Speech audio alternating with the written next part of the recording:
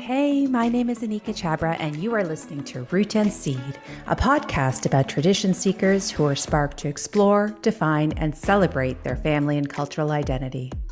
This is our fourth episode of Root and Seed, which means we're more than halfway through our first season. Thanks for coming back. Last week, we spoke to Aldo and Vicky to understand the effects that immigration has on generations that follow.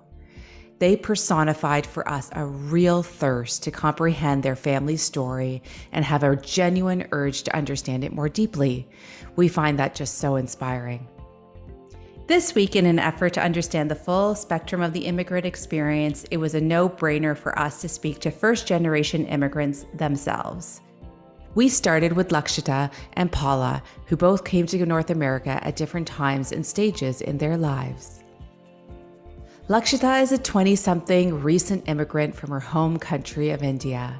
We talked about how she uses her Indian culture to connect back to her home when she's missing it dearly, how she's been inspired to make certain practices her own, and how the duality of her identity is something she's still working on and navigating. Lakshita made the decision to move to North America to seek better and broader opportunities for her career. She came as a student, and just like almost 500,000 other international students who come to Canada to study annually, made Canada her new home away from home. We found her perspective on discovering the meaning and role of her culture so enlightening when she stepped away from her country of origin and moved for the first time. So for me, I think it was mostly about moving away from my family. So I've grown up living in India all my life. And for me, that was my culture. And I just thought that is how things are around the world because I've only experienced Indian culture for majority of my life. So I had very little insight in other cultures because I had not visited too many countries. And my only exposure was TV shows or movies. And that's when I started realizing when I stepped out that I missed celebrating with my family. I missed having those moments where we would just get together, celebrate, have good food, sweets, enjoy, relax. And then, so when I moved to Canada and when I spent the first Diwali away from home, that's when it really hit me that, okay, I am not celebrating a festival that I just it was taken for granted that I would celebrate it every year. And then when I was away from my family, I was like, okay, now how do I celebrate this? Because that's how I've grown up celebrating all my life. And now I don't know how to celebrate a festival that means so much to me.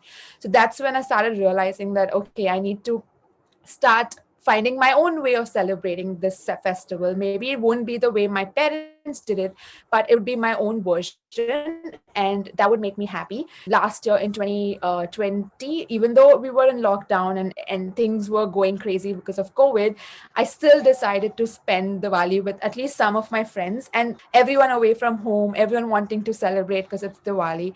And we just decided to get together, decided to dress up. I have literally just one Indian dress that I carried from India, and I wear it for most of the occasions. So I decided to wear that. We got together, got some food from our house. So it was like a potluck. So we decided to carry something from our houses, some Indian dishes that resonated with and felt very close to. We got that. We got some Indian dishes from the grocery store, whatever was available, not the best, but whatever we had. And it was a great experience because we were at least celebrating a festival that was close to all our hearts. I think a lot of this has started to make sense to me, obviously, when I moved from India, because I have more exposure to different cultures and started to see the difference between the Indian culture to another culture abroad. So for me, everything about Indian culture, I can define it as spicy food, colors, Indian clothes, the togetherness, the sharing, the feeling of collaboration, the feeling of understanding what the other person is doing in their day-to-day, smaller things, going over the top in celebrations, because we have so many festivals and we want to make sure we celebrate each one of them. I think all of that combined means culture to me. When I just moved to Canada and I was celebrating the first Thanksgiving, I'd always seen Thanksgiving in movies, and I was like, okay, this is fun. I'm super excited. And then there was this whole spread of food brought in front of me, and I was trying to taste everything and understanding what it is. And I felt so unsatisfied because the food was not as flavorful for me. It was still very Canadian. It was still very bland for me. And I don't mean it in an offensive way, but just because my taste palette is so strong in terms of experiencing all the masalas and the spices and the sweetness all together, for me it was so bland that I felt like I needed to add sriracha sauce to make it more flavorful. And that's when I started realizing that, okay, this is how it is. Like, that's the difference in cultures, and this is how it's going to be if I have to celebrate a festival that's not my own. Lakshita was so full of insights centered around holidays, both from her origin culture and now her chosen culture. We really did find it so interesting how she only noticed that cultural shift once she left her family. Now that she's made Canada her home, she has clearly made the effort to embrace her Indian culture in her own way and in a way that is possible given her circumstance. However, not all of us are the drivers behind the choice to leave our home country. It's often the choice of our parents, like in the case of our next guest, Paula, whose family immigrated when she was a teenager, a formidable time in one's life. Paula is a chef, artist, and illustrator, and one of the most vibrant people we know. She's a lover of all things bright and beautiful and truly embraces all the elements of a life well lived. This outlook on life makes even more sense when you hear where Paula's from. She was born in Colombia, a country and a culture filled with so much beauty and vibrancy. Moving is a huge theme in Paula's life even today, and while she has called many North American cities home, she currently resides in San Francisco, California. Here's Paula. I moved when I was in my teens. It felt like we were going on a trip. It didn't feel like we were taking our life somewhere else. My father was very into, we're only taking a suitcase per family member.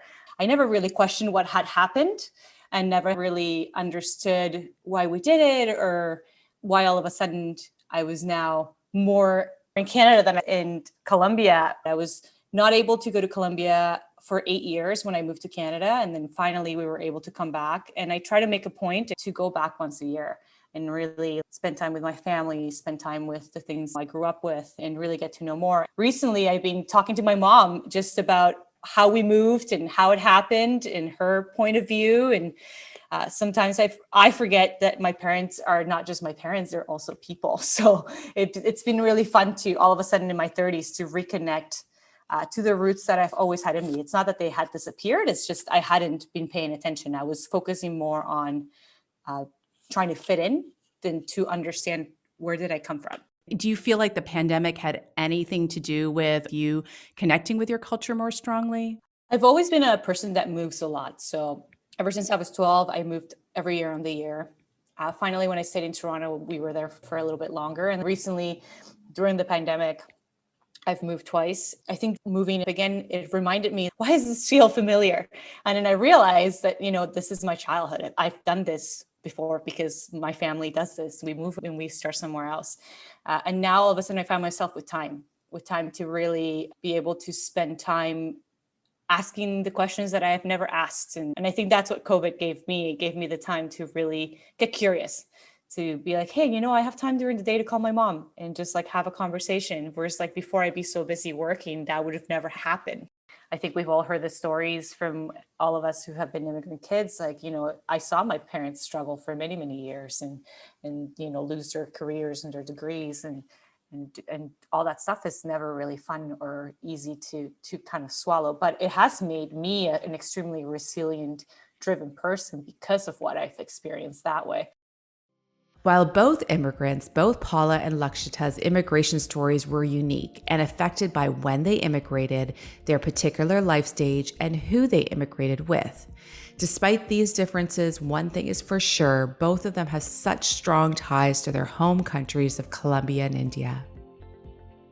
It's for that very reason we thought it would be fun to ask them what items they have collected and bring out when they want to connect with their families and cultures. We asked, what do you store in your culture box? I have a lot of Colombian tapestry, very bright and beautiful artwork that I've, every time I travel home, I try to bring back. And so that's really, really special. I have a couple of my grandfather's books that I've kept with me in Spanish. Those are also really, really special to me. I have Latin playlists on Spotify, which I every now and then I put on, and my sweet, sweet husband, puts up the salsa music over the house. So it's not in a box; it's in an app, but it's there. You're going to find pictures of my family because I feel like I have major separation issues, and I feel like seeing them around, even in pictures, makes me feel like I'm okay and someone's looking after me.